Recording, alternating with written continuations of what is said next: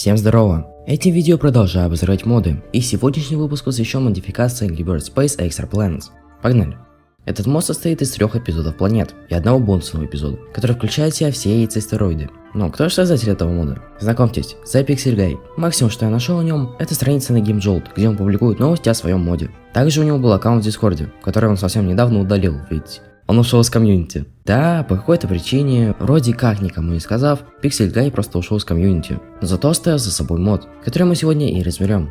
Первый эпизод носит название Диско-битва и состоит из 30 уровней, которые происходят на планете с диско-тематикой. Центром этой планеты является диско-шар. По сюжету, свиньи украли птичьи яйца, прилетели на эту самую планету и, так скажем, сразу начали отмечать свою успешную кражу. Но не то-то было, ведь птицы уже успели прилететь за ними. На первых 3 уровнях мы играем с космического рейда. На 4 уровне к нам добавляется лазерный чак. После прохождения 7 уровня нам дают поиграть за космических синих. На 14 уровне нас встречает ледяная птица. А вот уже на 17 уровне мы играем за нового персонажа, космическую Матильду. В оригинальной игре у нее не было своей, так скажем, космической формы. В этом же моде она появилась. Таким образом, Матильда перекрасилась и получила свой главный убор. При нажатии космическая Матильда взрывается и выстреливает 6 яйцами в разные стороны, которые потом также взрываются. Единственная проблема — это звуки. Просто послушайте, что произойдет, если все 6 яиц взорвутся разом.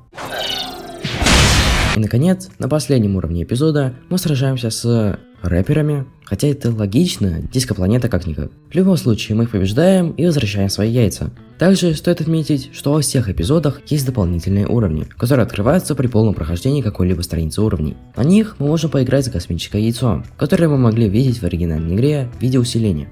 Второй эпизод мода «Ящик для игрушек» все также включает в себя 30 уровней. Действие эпизода происходит на планете игрушек, центром которой является теннисный мяч. По сюжету, птицы спокойно играли на планете игрушек. Как вдруг, свиньи-роботы при помощи магнита забрали яйца астероида. Птицы отправились за ним. Как вы уже догадались, в качестве врагов в этом эпизоде будут выступать не только обычные свиньи, но и свиньи-роботы. При уничтожении свиней-роботов они взрываются и выстреливают 2 маленькими астероидами. На 8 уровне к птицам присоединяется космический бомб, на 11 космический Терренс, а на 22 космический Баулс. На последнем уровне птицы сражаются против короля свиней, побеждают и возвращают себе яйца астероид.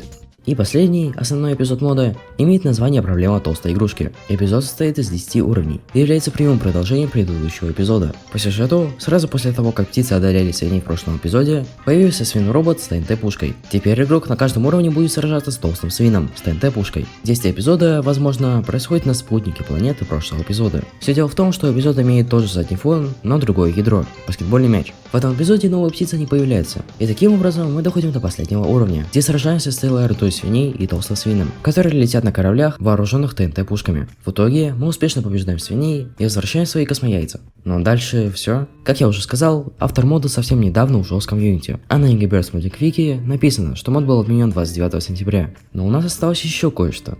Космояйца. Да, на всех уровнях игры спрятано в общей сложности 6 космояиц, которые работают аналогично оригинальной игре. Я так на них посмотрел, они мало чем отличаются от обычных уровней игры, разве что изменен задний фон. Но, после прохождения последнего эпизода, игра предложила мне пройти ее полностью, на все 3 звезды. Я это сделал и получил... ничего.